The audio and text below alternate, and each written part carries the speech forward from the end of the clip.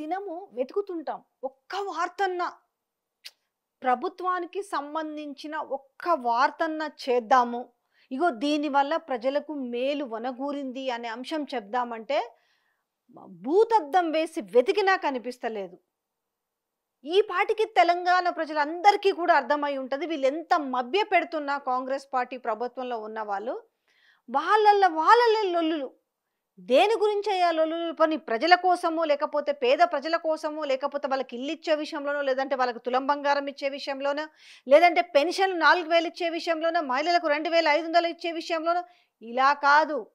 నాకెంత నీకెంత, నా దాంట్లో నువ్వెందుకు వేలు పెడతావు, నీ దాంట్లో నేనెందుకు వేలు పెట్టకూడదు, నా టెండర్లను ఇంకొకరికి ఎట్లా చేస్తారు, నా టెండర్లకు నాకు కావాల్సిన వాళ్ళకే రావాలి కదా.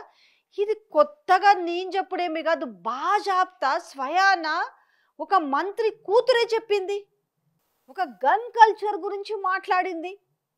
అది ఇంకా ఆ వివాదం సమసిపోలేదు. ఆమె ఫటాఫట ఆ రోజు ఆవేశంలో అన్ని నిజాలు కక్కేసింది. డెక్కన్ సిమెంట్ విషయంలో ఆ సంబంధించిన ఆరోపణలు వచ్చిన వాటి విషయంలో తేలు కుట్టిన దొంగల్లాగా అయిపోయింది. ఇలా ఒక్కరు కూడా నోరు మెదుపుతలేరు.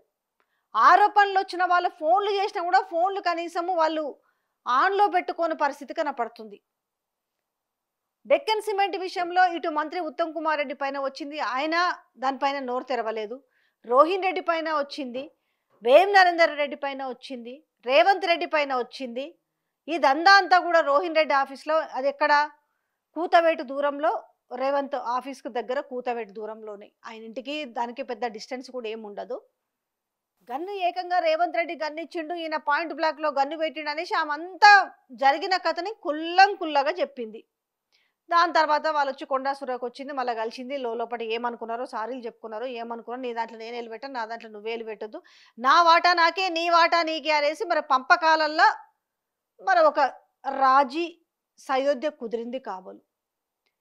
ఇక మరొక వైపు మన సీనియర్ లీడరు జీవన్ రెడ్డి, ఆయన బాధ ఏందో ఆయన వ్యక్తపరచుకుంటూనే ఉన్నాడు.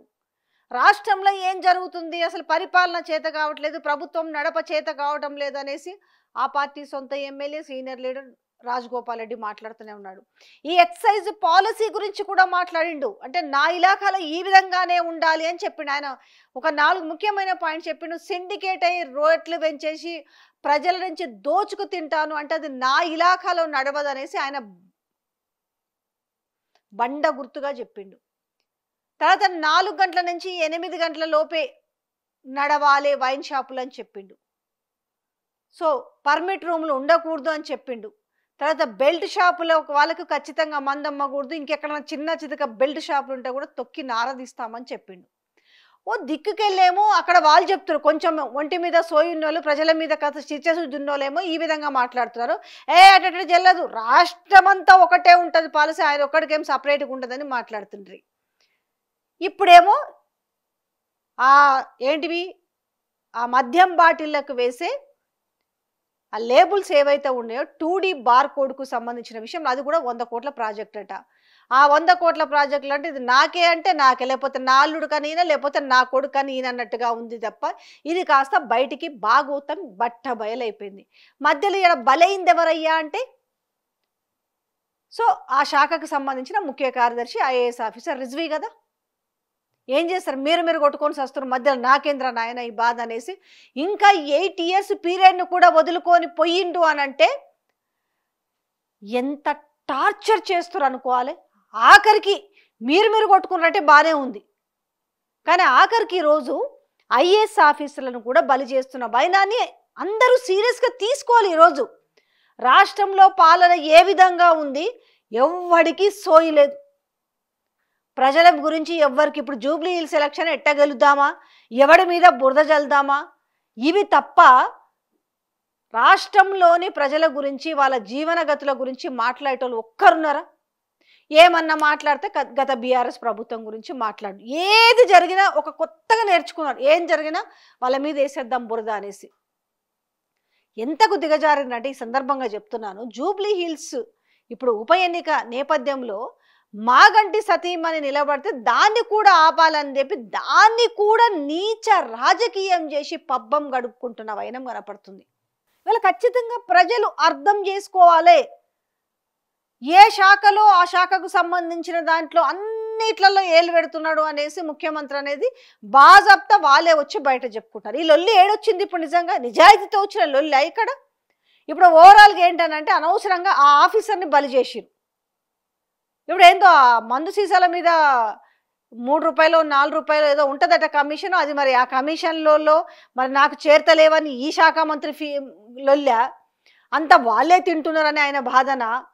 ఇది ఎక్కడ అర్థం కాని ముచ్చట. ఏది బయట చెప్పరు. ఓవరాల్గా వీళ్ళు చేస్తున్నది ఏంటంటే బరాబరు ఆ పంపకాల్లో తేడాలు. నాకు రావాల్సిన డబ్బు ఆయనే కొట్టేస్తున్నారు, లేకపోతే ఆయన తమ్ముళ్ళే పెత్తనం చేస్తున్నారు, ఆయన అన్నలే పెత్తనం చేస్తున్నారు అనే విధంగానే ఉంది ఇప్పుడు పరిస్థితి చూస్తుంటే. సిల్వర్ కలర్లో ఉంటాయి కదా లేబుల్స్, ఆ కాంట్రాక్ట్ విషయంలోనే ఇప్పుడు నాకు తెలియకుండా కొత్త లాస్ట్ ఇయర్ ఏమో పాత వాళ్ళకే ఇచ్చిర్రు. గతంలో కూడా ఇది నమస్తే తెలంగాణ రాసింది, ఇది 100 కోట్ల స్కామ్ గురించి.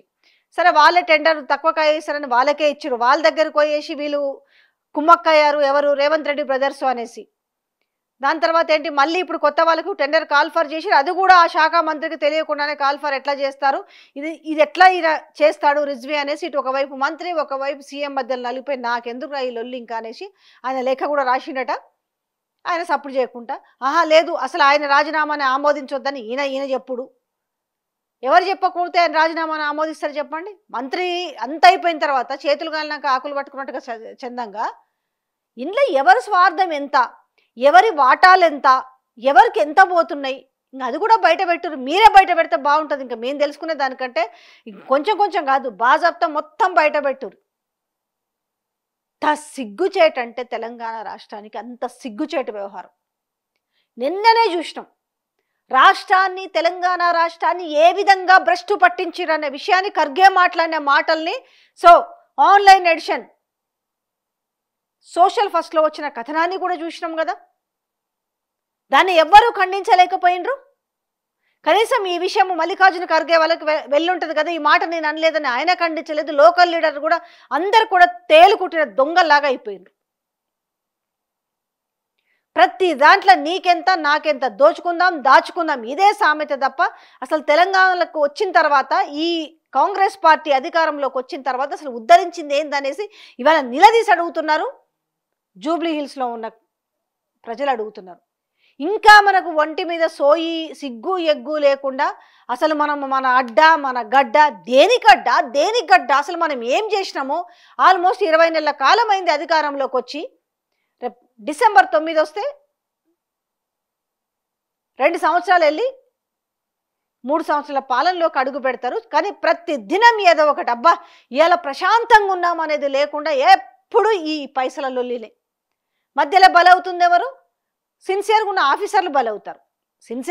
సిన్సియర్గా లేని ఆఫీసర్ల గురించి ఇక మాట్లాడుకోవాల్సిన అవసరం లేదు. కానీ మరి దీనికి సంబంధించి అసలు పోలీసు వ్యవస్థ ఏం చేస్తుందో ఇంత జరిగితే గతంలో ఆరోపణలు వచ్చిన ఫైమ్ కురిషి మీద ఎలాంటి విచారణ ఉండదు.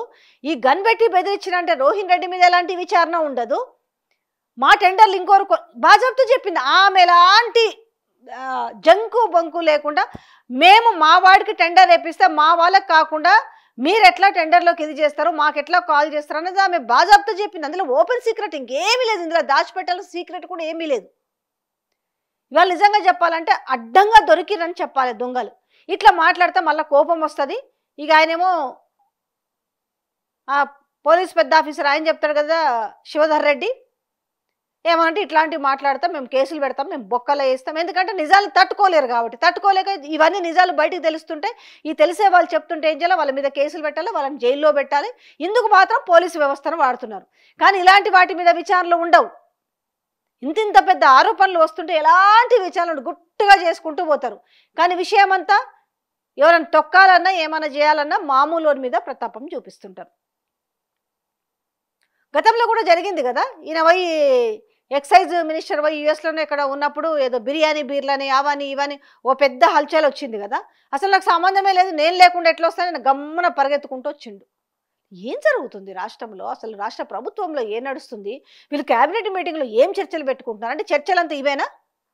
పైకి మాత్రం మేము ఎస్ఎల్బీసీ టన్నల్కి సంబంధించి చర్చలు, లేకపోతే రైతు భరోసా గురించి, లేకపోతే 42% రిజర్వేషన్ల గురించి, ఇవన్నేమో బయట పాయింట్స్ వస్తాయి. అంటే లోపల మీరు ఇది 10 నిమిషాలు మాట్లాడితే ఓ 2 గంటల పాటు మీ శాఖలో ఏం జరుగుతుంది, ఎన్ని టెండర్లున్నాయి, మా శాఖలో ఎన్ని టెండర్లున్నాయి, ఇది నాకే కావాలి, ఇది నీకు కావాలా, ఇది నాకు కావాలా, నాది నాకే కావాలి, నాకు ఇన్ని కోట్లు, ఇదే జరుగుతుంది.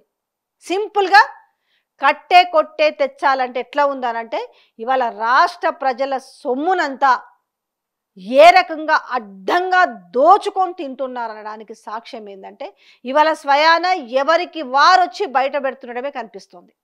కొత్తగా ఎవడో చెప్పాల్సిన పనైతే కూడా లేదు. ఇవాళ ఒక సిన్సియర్ ఆఫీసర్ ఇవాళ వీఆర్ఎస్ తీసుకున్నాడంటేనే అర్థమవుతుంది. ఎందుకు ఇంకా 8 ఇయర్స్ పీరియడ్ ఉండి కూడా ఇవాళ ఎందుకు వదులుకుంటారు జాబు? అతని మీద ఏ రకమైన ప్రెషర్ ఉండింది, ఏ రకమైన ఒత్తిడి ఉంటుంది, ఏం చెయ్యమని చెప్పుంటే ఆయన ఈరోజు వీఆర్ఎస్ తీసుకుంటారు?